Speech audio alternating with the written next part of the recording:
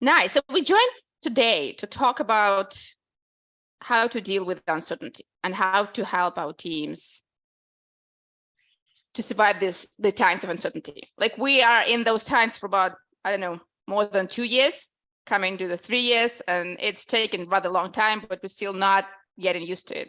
Because as humans, we thrive for stability. Okay, I'm sorry, I will let in another participant. And gosh, sorry. I'm gonna let someone in. Sorry about that. Yeah, here we go. Okay. Daria, do you want me to do the slides in case somebody else I'll joins? make you the host. I'll make you the host so that you can add people in case someone is going to join. Okay, good. Make a co-host. All right. Okay. All right, nice. So we're going to talk about uncertainty today. So like a few words about me. I'm Daria Rudnik. I'm based in Israel now. I'm a team and leadership coach. My background is HR and organizational development. I was working for global organizations like Deloitte. I was working with Swedbank, which is a big European bank. And now I help teams and leaders to go through times of uncertainty, to live and to be effective and engaged during when everything is changing all the time. And today we're going to talk about practical tools that you can use with your teams to help them when things are not clear, when there's a lot of frustration, but we need to move forward. Natalia, together with me, is doing this webinar. Yeah, go ahead. Okay, thank you, Daria. So my name is Natalia, and I'm joining you from Moscow, Russia. So I'm working in a business school, Kingston University Business School here in Moscow. So I'm also a leadership and team coach, working with leaders to improve their leadership skills, their soft skills, and also working with teams. And my background is around 10 years in education, working for large corporations in building educational programs and developing leaders and teams. And also I have a background in executive search as a headhunter and in business, in FMCG business earlier in my career. So I'll be happy to join Daria at this webinar, and we'll be happy to share some tips we have in our arsenal to how to deal during these times with your teams, and of course certainly starting with yourselves and then with your teams. Okay, back to you, Daria. I think we want to hear about you. What are your expectations? What do you want to get from this conversation today? So if you please share a few words, like your name, and what is your expectation from today, that would be really great. I will start. Yeah. Perfect. Thanks. So from Amsterdam, I am not running a team, not leading a team. I'm just really curious about it, though. So I'm curious to learn how you would do it. I mean, in times of uncertainty, how do you lead your teams? I'm also curious to see how this workshop's going. So that's also my big takeaway. So maybe I'm running an application with a bunch of coaches, so you could see them as a team, probably. Is that clear enough? Yeah, I mean, and if you have any questions during the presentation or after that, let's have a open discussion. It's just a few of us here. Let's have a conversation. Sure. Okay. Thank you. Great. The next I see on my screen is Yakov.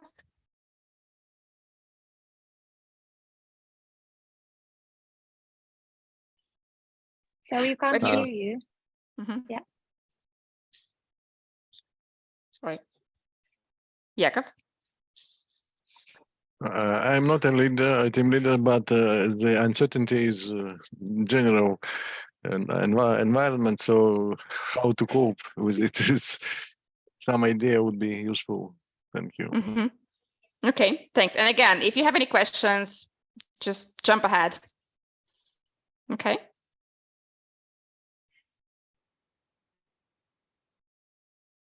Let's make it quick. I can see everyone else, unfortunately, on the screen.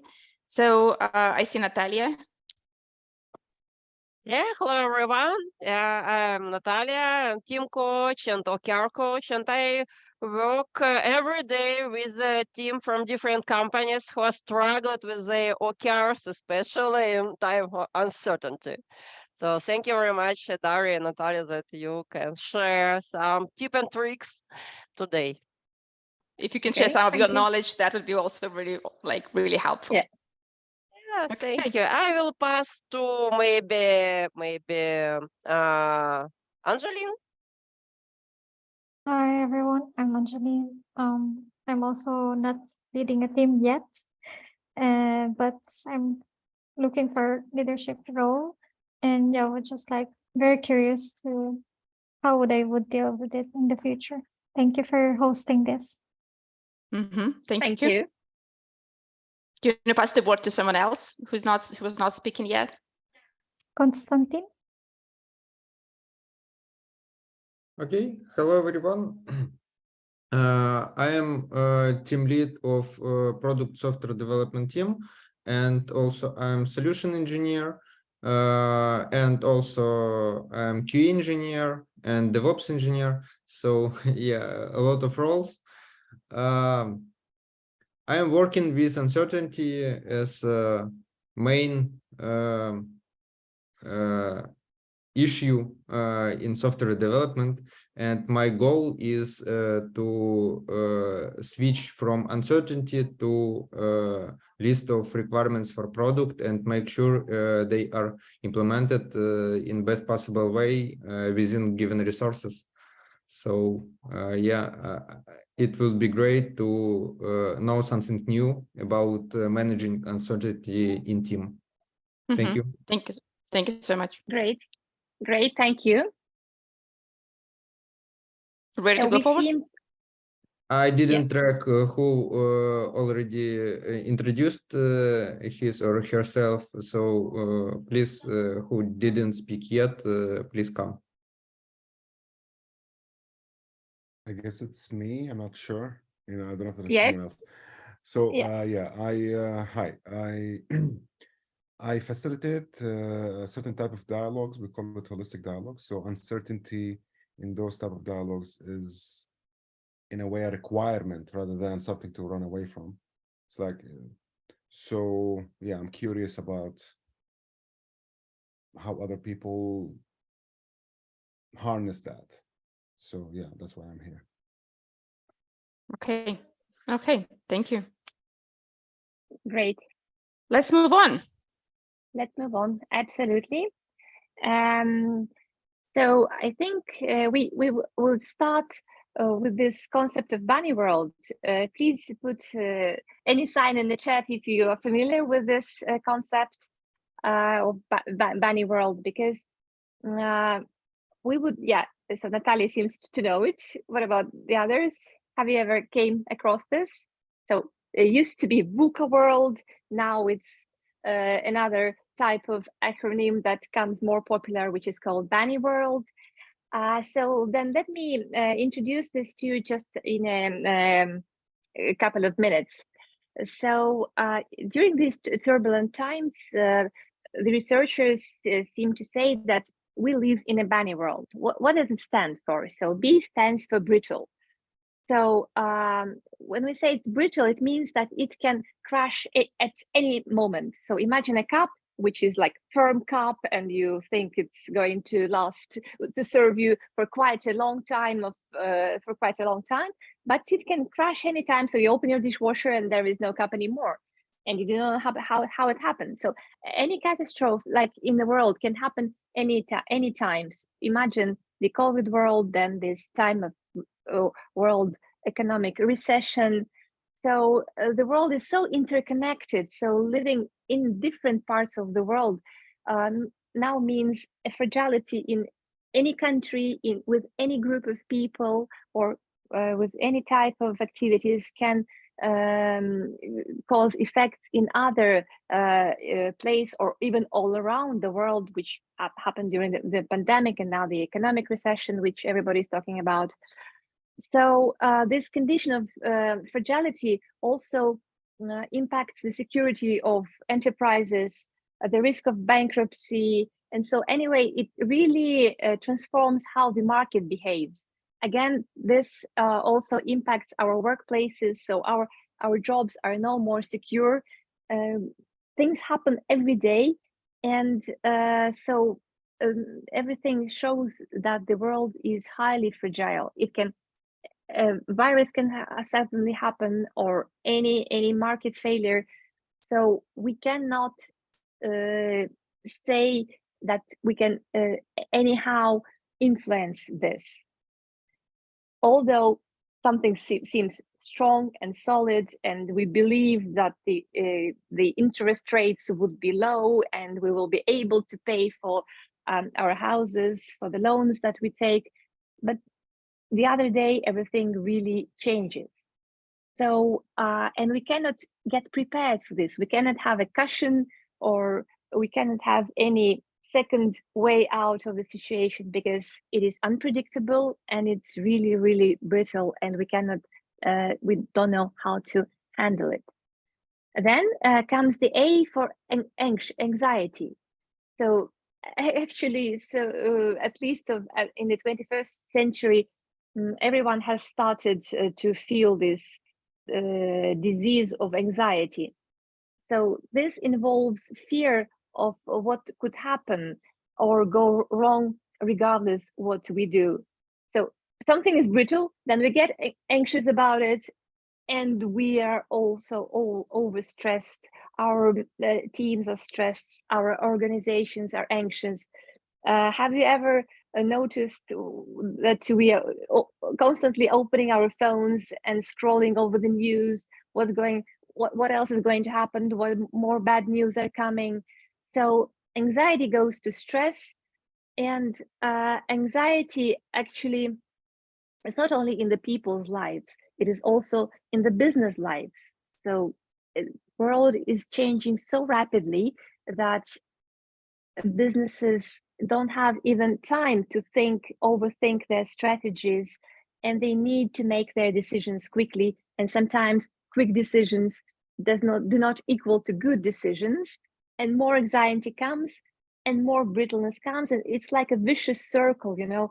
Things are moving and moving again, and at least we find ourselves like in a state of passivity. We're passive, we are stressed, we're anxious, and sometimes we're making not the best choices, and sometimes it even makes our business decisions or personal decisions even worse.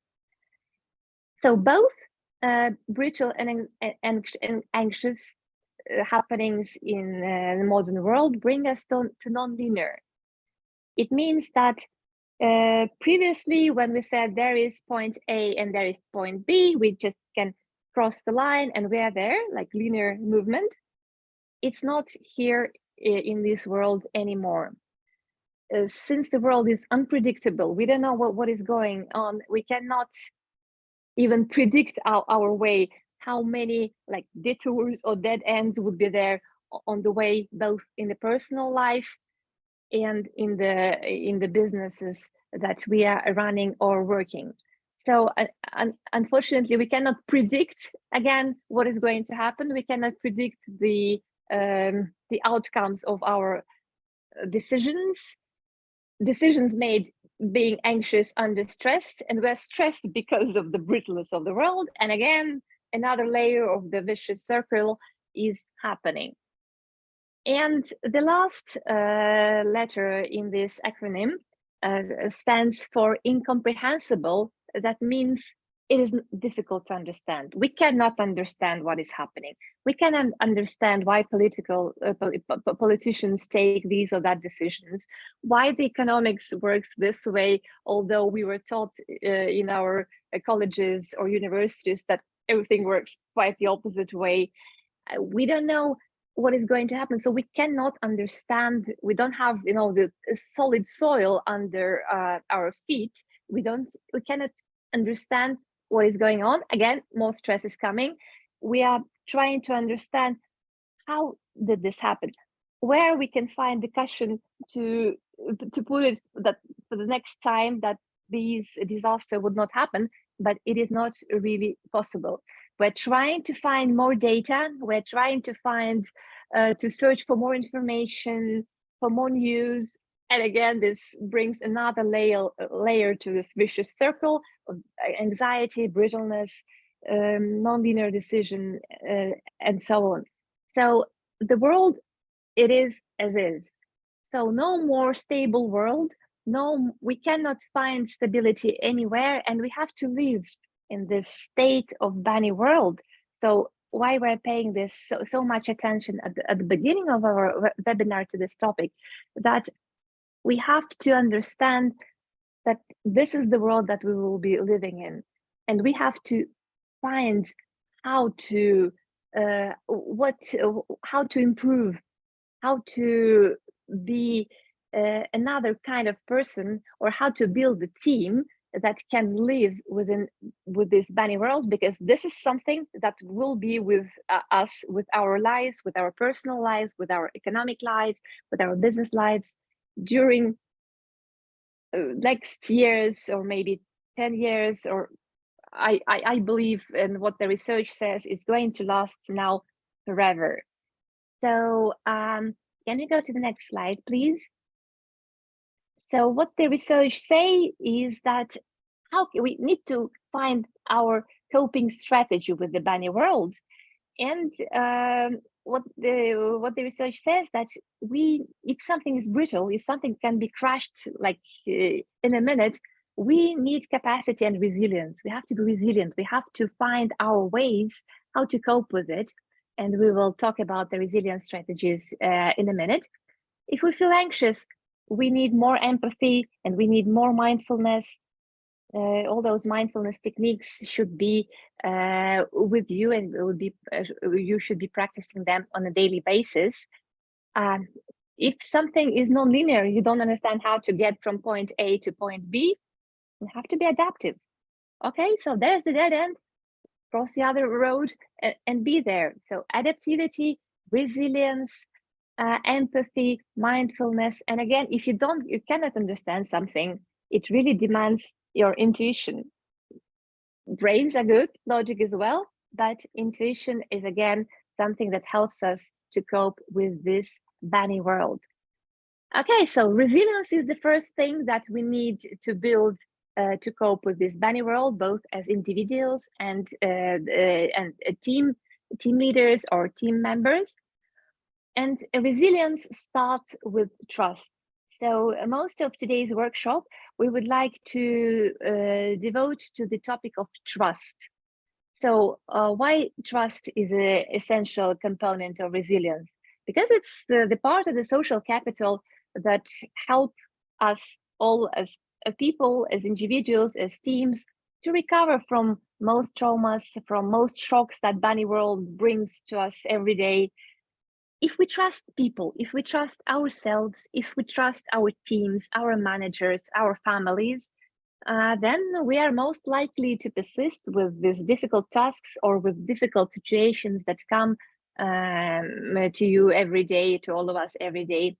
And of course, mutual assurance and confidence are likely to be rewarded with overall success of what we are doing. So starting with the trust when talking about the resilience is the essential component. So I will be giving the role to Dasha, to you now. Yeah, and I will continue because, as I mentioned, dealing with uncertainty is a huge topic, and it all starts with being resilient to uncertainty, and the resilience starts with trust, because trust is the key component for building social connections, for building good relationships. Without those, you cannot innovate. You cannot make decisions without trust. You cannot lead your team without trust. And especially, you cannot lead your team into the uncertainty, into the unknown world, if your team doesn't trust you, and if you do not trust your team. Why trust is so significant? It kind of builds the bridge between what the business needs and the need of humans for connection. We are social beings. We want to be connected. And trust is the thing that helps us feel engaged. It helps us Thanks. That the need for connection. Why trust is so important, and what is the payoff of high trust? There's lots of research on that, and one of them shows that teams that have trust, they're 32 times more likely to take risks. And when you are in the world of uncertainty, you have to take risks. Because there's no way to deal with uncertainty other than taking risks. And if you're not, you just get stuck and kicked out of business. So those teams who have trust, they're more likely to take this risk. And again, they're more likely to be to have high level of innovation within their companies because they're not afraid to make mistakes. And again, they're 6 times more likely to achieve higher levels of performance compared to others in their industry. So my question to you would be, again, like, how do you know there is trust within your teams? Open your mics and tell, how do you know there is trust in your team? And how do you know there is no trust?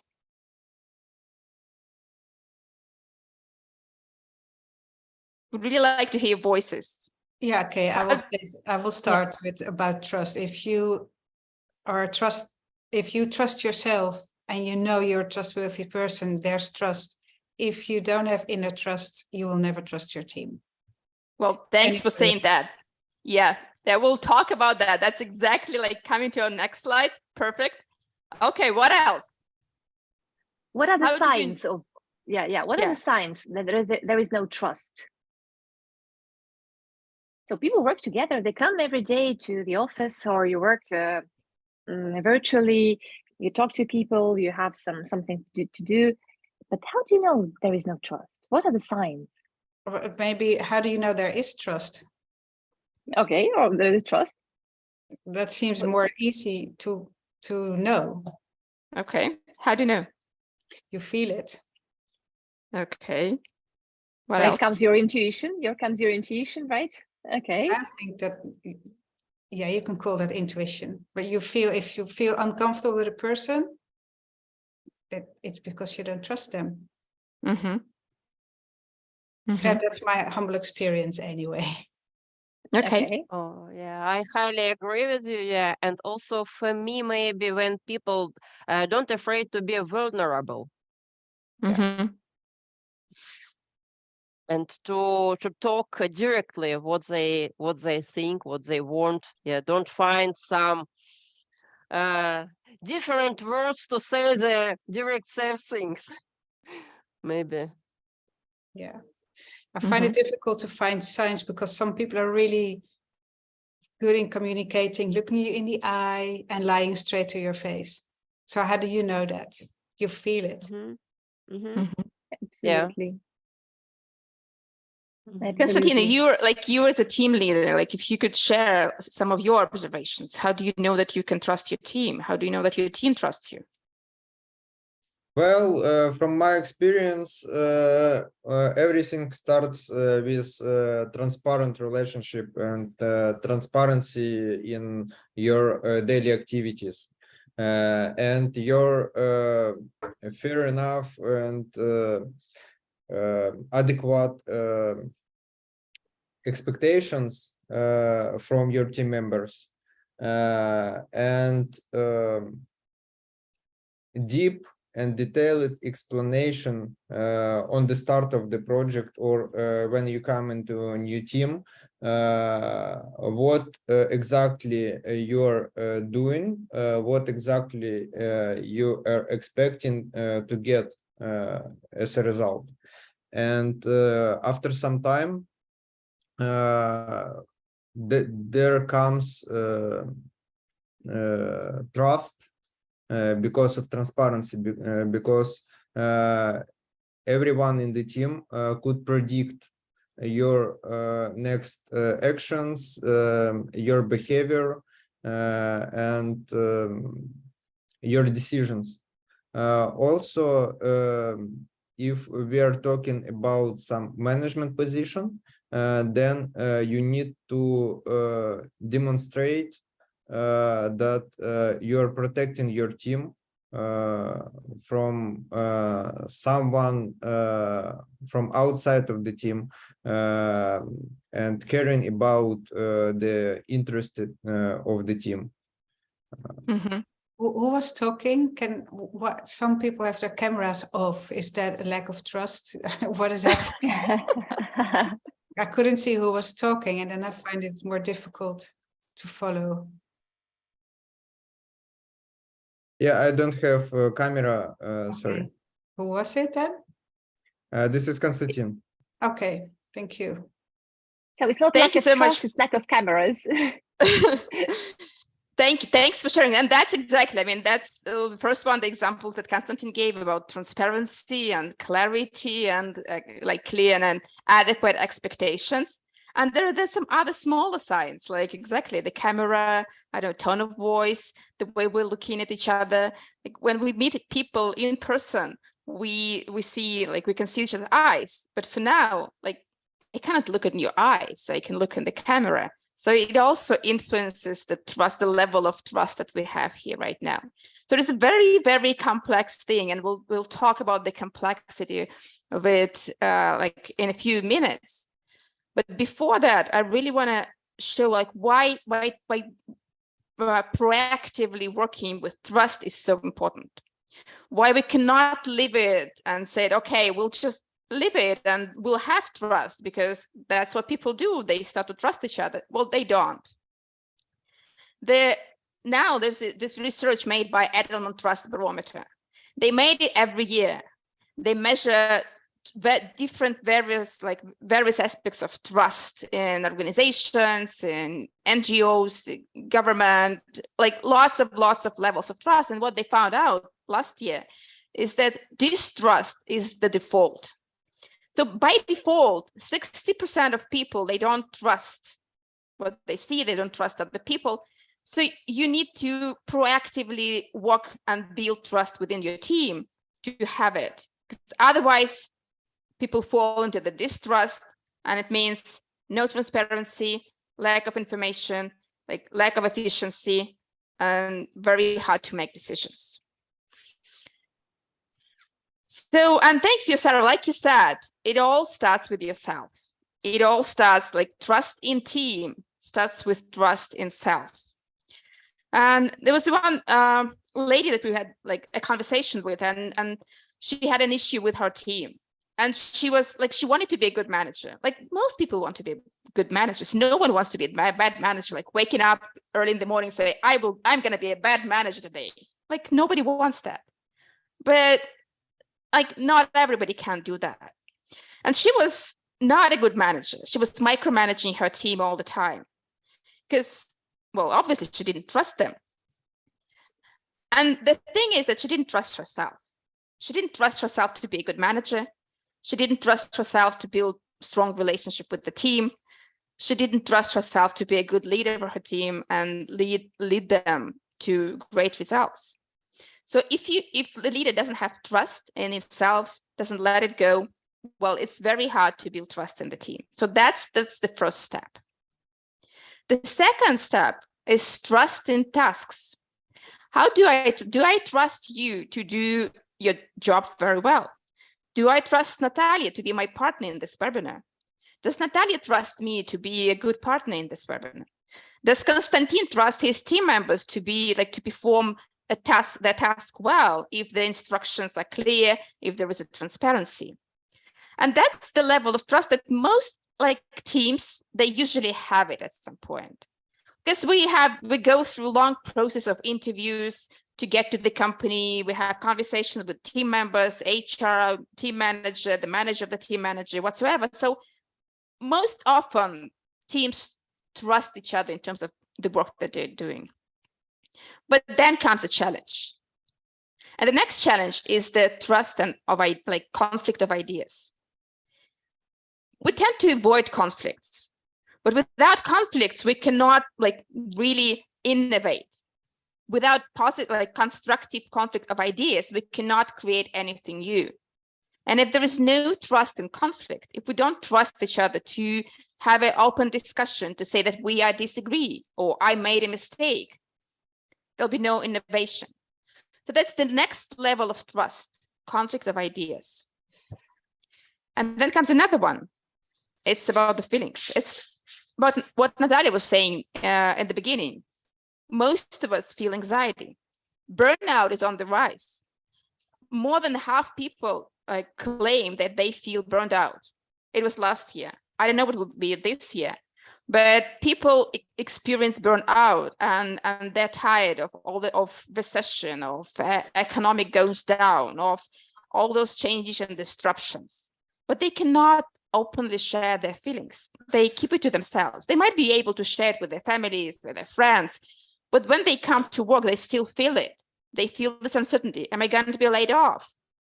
But they cannot have this open conversation. It also influences trust in the team. So team needs to be able to talk about their feelings. I had my personal experience was during the COVID times, our team lost a team member because of the COVID. And it was very hard for us to keep working because it was really a loss for every one of us. And until we had a conversation about how we feel about that, we couldn't move forward. And on this conversation about feeling that we all feeling very sorry for the loss, we could slowly start getting up to speed, feeling bad about ourselves, doing our job better. But it's very important to be able to talk about feelings in the team, especially when the hard times are coming. And then the next level is when the trust is the core strength of our team. We have trust on every level. We trust ourselves. We trust the competencies of our team members. We can have a positive, a constructive conflict of ideas. We can talk about our feelings, and that gives us energy to move forward and perform and feel great about what we're doing. So it's good to say that. I mean, what do we do? How do we do that? Oh, Daria, I can also give an example on this pyramid, if you don't mind. Sure. Yeah, see if you can. Yeah. So I can also share my personal example for you. So I used to work for one manager, and she, again, trust starts with yourself. She did not trust herself. She was sort of, not very, but she was like a big boss, and she has to be there. She has to be in the seat of the boss. So again, the story of micromanaging coming, and again, we all know about these meetings. We all hate meetings. And she invented numerous meetings just to be on the meeting, just to have all of us sitting around her and listening to these numerous micro things that we can decide in between ourselves. So that is lack of trust. She didn't trust herself. Now comes she didn't trust us, and she asked for every single minor thing. What needs to be done? Are going to talk to those people? Did you book the room? Did you did this or that? So something that was awfully 2 hours meetings, really draining us. That means what happened to us, to team? We did not want to come with any new idea. Hope that this resonates with you. When you have this kind of situation of total untrust, you don't want to come with any idea, because it means that it will go through the system of are you able to do this? Can you do this? Whom you will going to do with this? So she would not delegate you. If you have a bright idea of a new project, go and do it. Come and report if you have any problems. No, she would be digging you.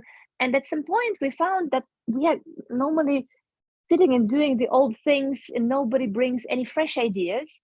And again, this level of feelings comes, what am I doing here? Do I want to be a part of this team? Do I trust this manager? Okay, this is a beautiful, nice place to work. We have a nice vision, but I don't want to be a part of this. And the energy level goes down, certainly. And you sit in a pond, like a warm pond, you get paid, you sit in a nice office, but no energy, no feelings, no new ideas. So this is the example how it all how it all goes from the top, and only the coach working with the manager, starting with herself, giving her vision of what is going on with the team. So it's not that the team is bad. It's not that they don't have the ideas. It's not that they are drained out. Start with yourself. So when she realized that the she's the part of the problem. And when this micromanagement became to vanish, so people began, and myself, I remember myself feeling, oh, there's something in it for me. I have a fresh idea. I want to volunteer. I want to volunteer with this project. And the energy level comes, and it's new kind of discussions, new level of discussions are there in the room, those suppressed by the manager who did not trust in herself. Thank you, Daria. Okay, thanks for example, Natalia. So what do we do with that? How, like, when we feel that we are in the situation like that, and whenever like we don't feel that we are in the situation like that, the first thing we do is we assess, like, where are we right now? Where are we as a team? So we offer you this practical, easy to use tool that you can use with your teams, whether like your current team, your potential team, whatever team you feel is needed to do that. And we invite you to start this conversation now. I know we might not have that level of trust between us, but I really hope that you'll be able to answer the question, like, how do you trust yourself? 1 to 10. If you think of yourself as a team member and rate yourself and rate the trust, from 1 is just the beginning. Okay, I can start trusting myself maybe. On 10, yeah, I have full trust in myself. I can trust my team. I mean, we'll be good. So where would you rate yourself? Please type it in the chat if you can. Can I ask a question? Yeah, go ahead. So it's about trusting your own skills. Am I good enough? Is that? It's trusting about you as a team member. Like, how do, like, I mean, there are skills that you don't have, but you can, like, you trust that you can learn them. Oh yeah, sure. You trust that you can. It's about your trusting yourself. Yeah. As a team member. Yeah. Yeah. Okay, I see 8. That's great. I love to see the 8. Okay, 10. Perfect. Yeah, 10 too. I would also put 8. 8. Okay, 8 and 10. Nice. Anyone else?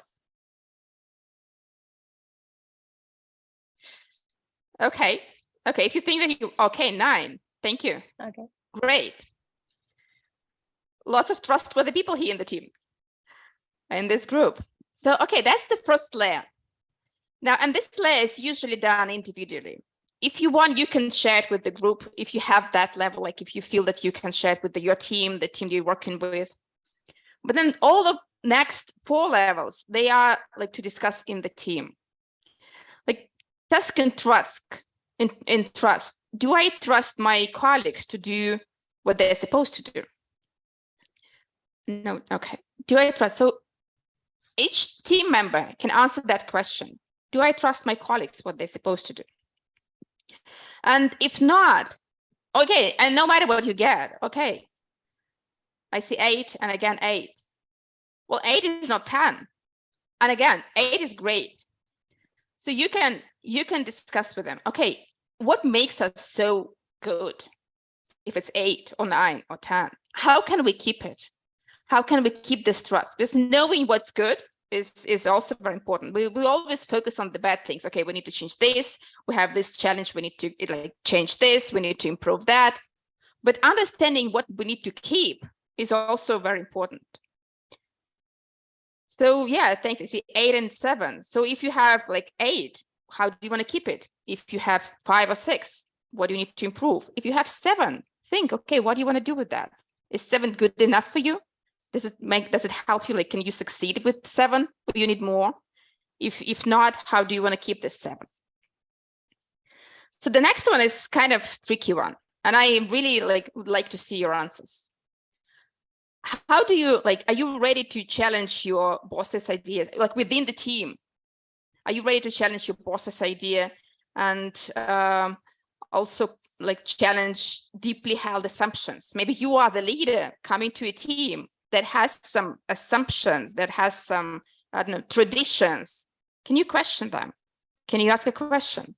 Yeah, I'm saying if you are the boss, your team, and maybe you come into a new team or a group of people, can you question their beliefs?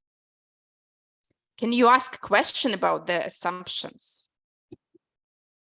Yeah, in my example, which I gave you quite a couple of minutes ago, I did not want, and I did not want to challenge my boss's ideas because this was useless, sorry.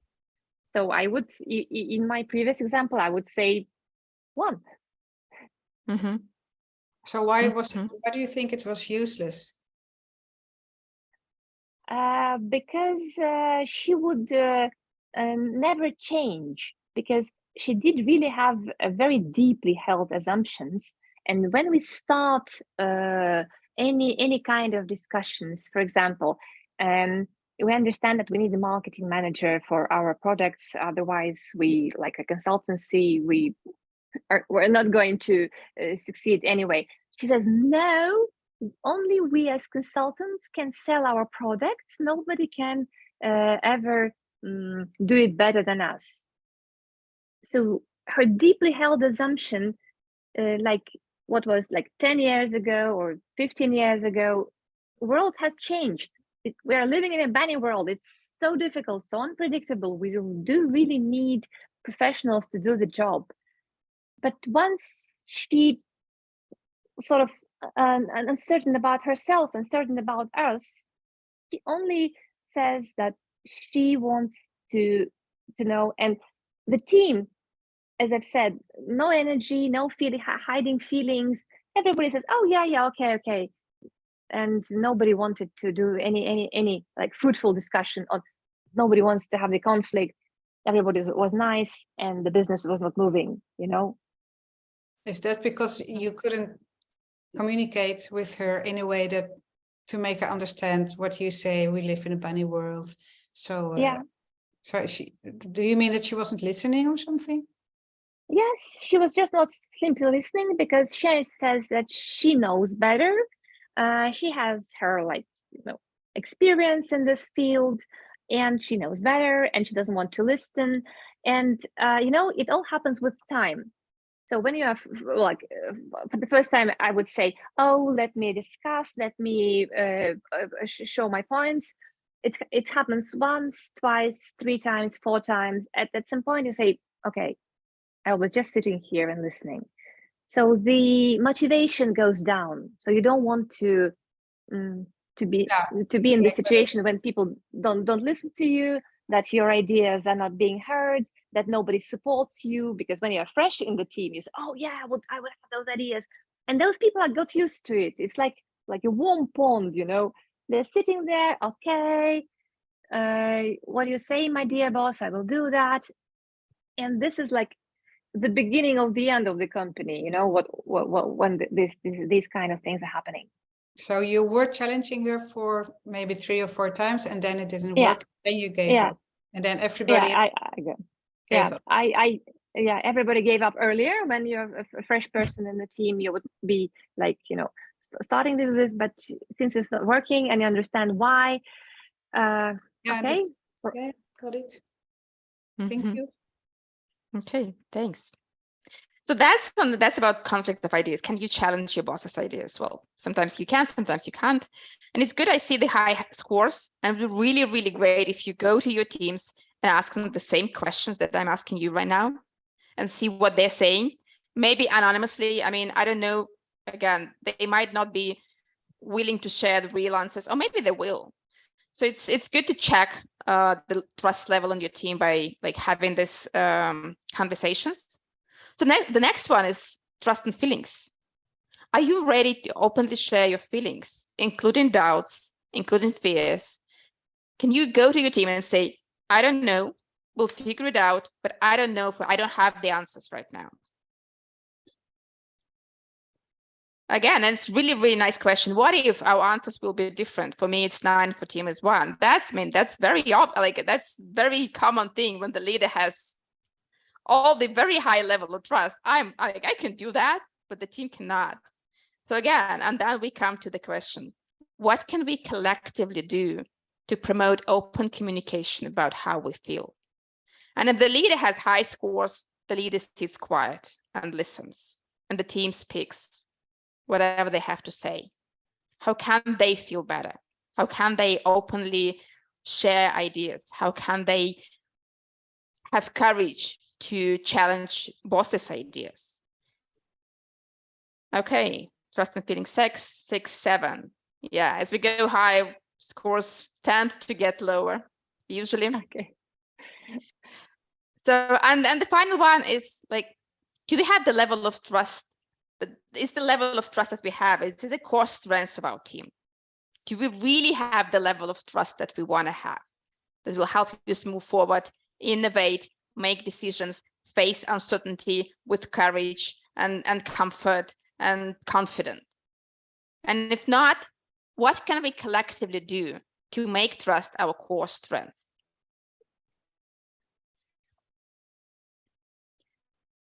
So, okay, I see it's, yeah, I see it's 6. Okay, I see it 8. And again, it's 8. Okay. So my suggestion to you, like, I really want to like this little conversation, so it's useful to you and really practical. You take those 5 questions, you take those 5 like topics of discussion, and you have them with your team. And the first thing you assess, like, what is the level of trust on each level of your team? Then you have this conversation and discuss what can you collectively do together to improve it. And then you do it. Don't forget to do that. That's the hardest part, to actually implement all those things that your team and you have invented. And then you check again. And that's how we work in this like unpredictable binary world. We try and fail and we try again. Do you have any questions about what we've talked about right now? How do you feel about it? Please share some of your insights about this conversation, about this particular topic. Is it clear enough? Can you do it with your team?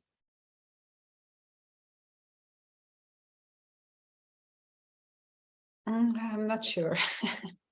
Okay. Can you share why?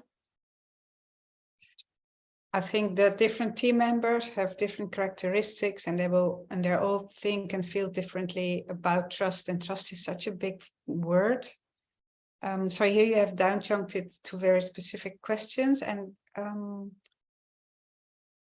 very framed. So I'm not sure if I could do it in that way. Okay. But I hear like, can you do it in some other way? Yeah, I'm thinking, I don't know if I could do that, because I find trust such a big word. And it's nice that it is very specified, it's very framed here. So what do we mean in this context with trust in this business environment? So that's great that it's so specific. So I was just, when I was answering these questions, thinking of myself when I was still working in a team and leading a team. I thought, oh yeah, I remember this and that and that. So it was nice to do it, to remember how I did it before. Yeah, so I just don't know if I could do this with the team. I just don't know. I have to think. I would have to, it maybe have to plan a little bit. Yeah. Okay. Yeah. We can discuss it later after. If you want, we can discuss it later and see how it works for you. Absolutely. Yeah, and probably just one hint could be before doing the exercise, just talk about the trust. What each and every member of your team, what's the trust? So just make the definition of trust, and then jump into the exercise as well. Yeah, I've said that would be very important to down chunk the big word, which is trust, and down and make it small word in the professional environment and in this environment within the company, blah, blah, blah, blah, blah, which is now our team. And now get a definition of the word trust. Yeah, that would be a starting point, definitely. Thanks for sharing, Sarah. Thanks, very great. Yeah. Natalia. And yeah, to continue what Sarah said, that trust is a big word. And here, yeah, thank you, Daria, Natalia, that you give different aspects of a trust. And I understand, for example, that I don't think about trust and feelings, for example. And now I realize that I really have very low trust and feelings in my team. A very high trust in task, because for me, as a perfectionist, 8 is the highest mark. But low trust in the feelings. I couldn't share my feelings in my team. Yeah, same here. I have to be strong.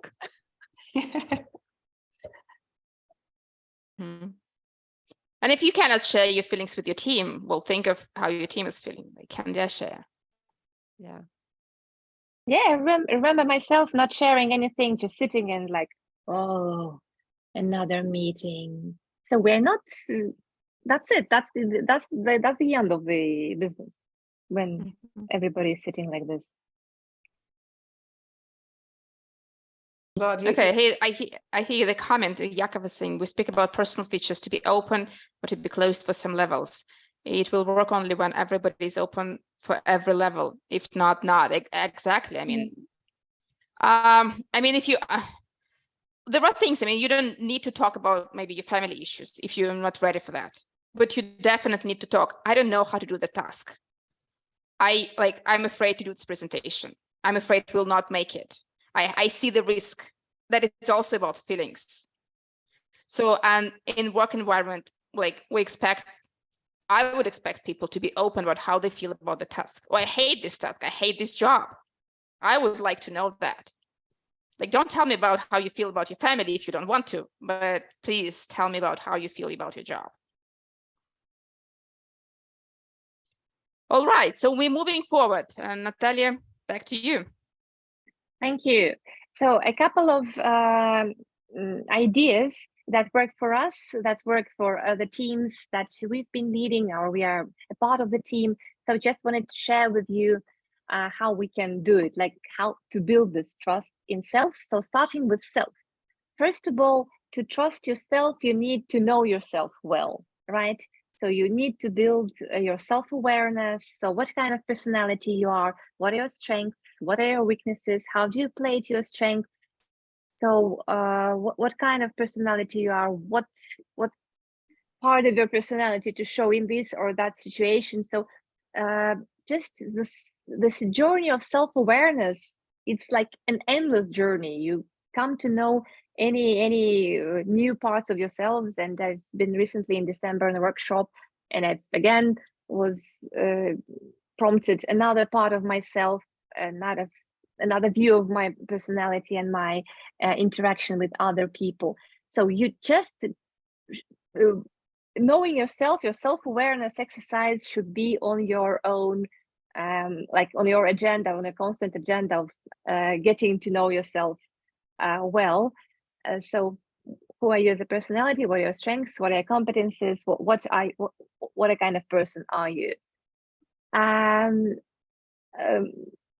Self-awareness and doing all those things is fine, but you will never know what kind of personality you are. You have to seek for feedback. You have to ask other people what kind of person are you, what the impression, what is your personal brand, how do you interact with your teammates, with your bosses and everything. So ask for feedback. Only asking for feedback you can learn and understand yourself better, and again trust yourself better. And so allow yourself to be vulnerable, allow yourself to show that you don't know everything, and learn from other people. Yes, then comes this learn from both successes and failures. So again, understanding more about yourself and your interactions and your teamwork and work in the organization. And of course, we all have this critic. I have a I used to have a very big critic sitting on my shoulder. My critic even has a name, and it's at some points it really smashes on my head and say, "Hey, where are you going? You're nothing. You this or that person." And again, this does not give me, another portion of trust. So understanding who my critic, understanding how it talks to me, you should be looking after this creature. And my own the thing that works with me, the thing that works with my clients, I would say, okay, my dear internal critic, thank you so much for sharing this information with me. Thank you so much. You are protecting me from so many disasters that might happen in my life, but I would make my own choice of how much to accept and how much to dismiss from your critics. Thank you so much. Bye-bye. So many trust and self things that are just to name a few, like know, seek, and learn. Anything that works for you. Can you share anything probably in the chat or in the voice by your voice? Anything that works for you that helps you to trust yourself? Yeah, Jakub says feedback might be friendly. Sorry, not always is. Again, I would say yes. It is up to you how much to choose, how much to take on board from the feedback. Like with this internal critic, again, you would say, okay, thank you for sharing. Something I take, something I would, leave at the moment. Okay, sorry, I interrupted. You wanted to say something? Who? If somebody wanted to say something, sorry, I think I thought I interrupted somebody. No? Okay. Then comes, once you build and work on trusting yourself, then comes trust in teams, right? So you should be talking about the trust and about other issues, sort of a check-in exercises. So you start your team meetings, and probably you devote some special time to those trust building exercises once you made some sort of a research. If the points that, for example, on our previous exercise that we've been doing, you have lower than 8 or even 8, you might devote some special time, some hour or two, to trust building exercises, and you can have you can talk about such questions like, what don't we talk about? What is you need to bring the elephant in the room? What's the team is not discussing? What are the issues that are not being raised by the team? Or yeah, you can talk, or you can write it on the small cards, like, how can I make a team member's life easier and bring it to this or that member? Or how can we help each other more, and how can be more attentive to each other? And so these kind of questions, just like to name 3 of them, might be helpful for you to bring trust in the room, talk about trust, and see what you collectively can do better. Or this can be a funny trust building exercises, again, if you talk about this like team internal critic, right? So if you bring the team internal critic in the room and say, okay, what happens if there is no trust in the team? What happens if there is trust in the team? Or how can we repair trust if there is a betrayal or some issues with the trust? Or another thing that you can also do is the exercise like hopes and fears. As a team, you can divide a flip chart paper or any other board you have in your team, or virtual board like Miro, and write, what are your hopes? What are your fears? Start this open discussion, and there comes the issue of trust in this kind of discussion. Okay, so I'm off with this slide. What do we have next? Yeah, we have another discussion, if you don't mind. We wanted to talk to you about the behavior. So what are the trust builders in the team? So we call them sort of green cards behaviors. So if you would be doing this kind of exercises with your team, you would take the post-it notes of green and red color. Or if you would be doing this virtually, you'll have this, again, virtual post-it notes of green and red color. So greens are the trust builders. So what would be the green card behaviors? What would be the behaviors in the team that would build the trust? And the red card behaviors would be the destroyers in the team. So what would be the red card behaviors? So I suggest that we start with the green cards. What do you think? What are the behaviors that would be really building the trust in the teams or in the groups, no matter that you don't have a team at the moment? So, but anyway, remember, think about a team or a group of people. So what are the behaviors that would help to build the team? So I can open the chat, or you can use your mics to tell me.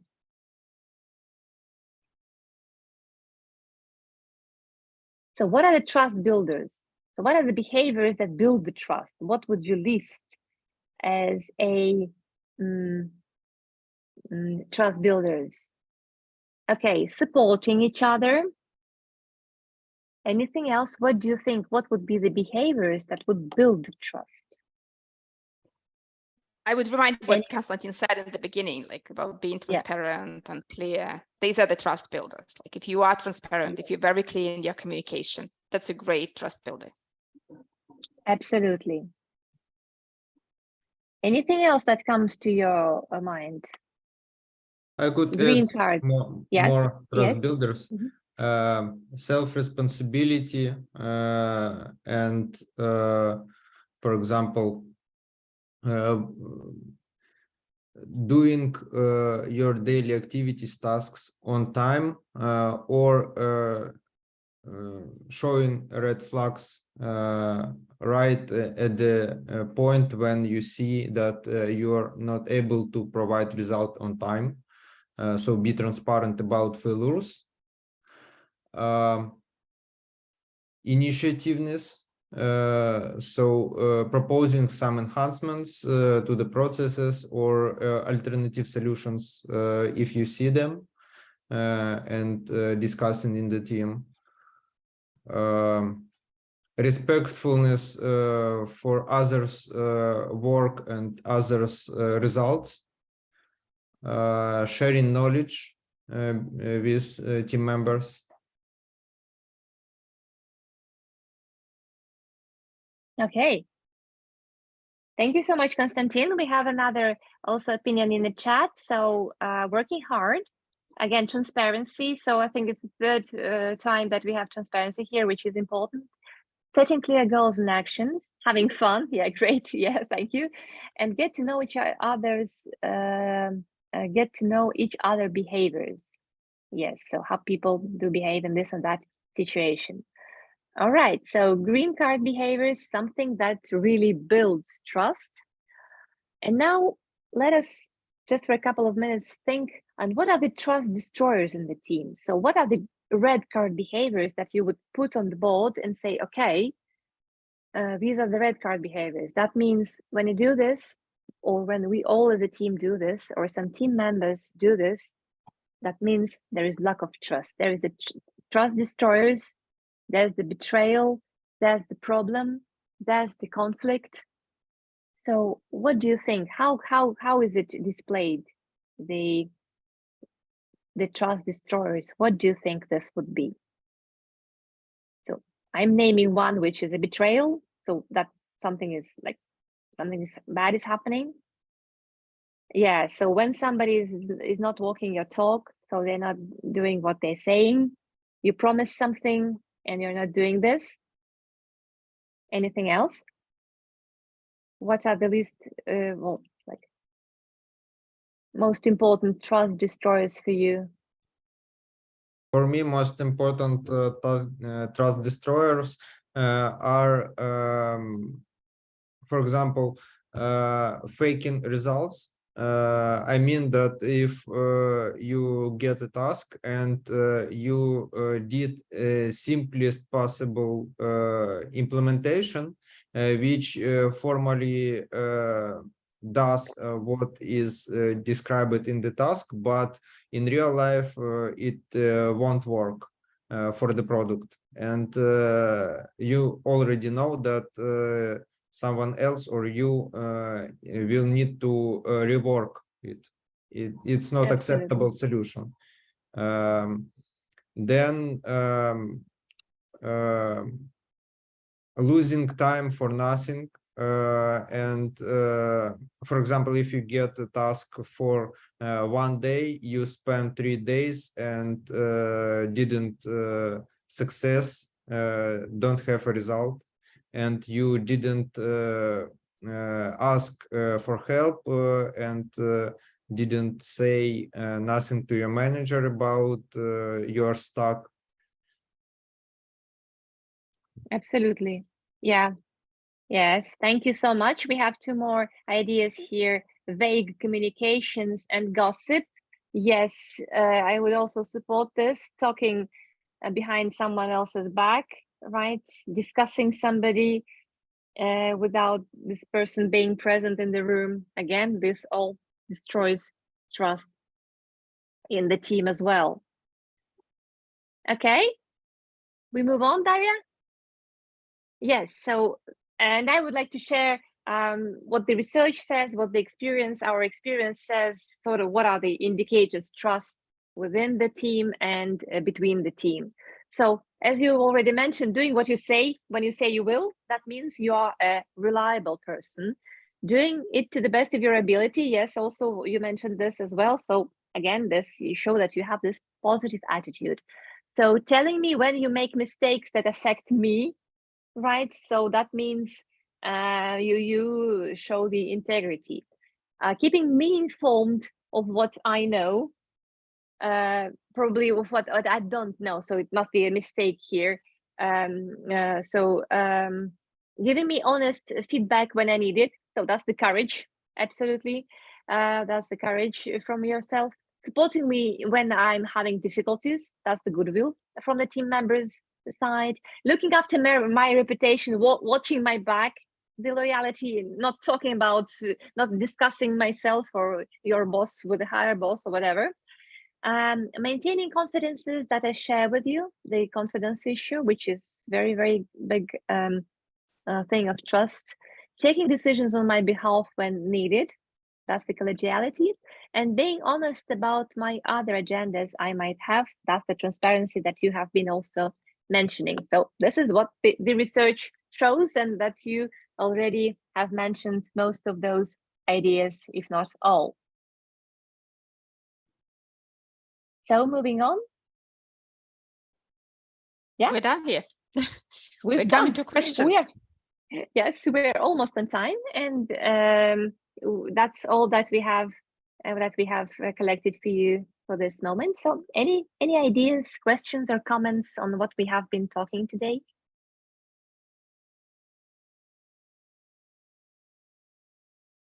I think that before going to the team and asking them to fill this questionnaire, share it about level of trust, you need to already build some level of trust.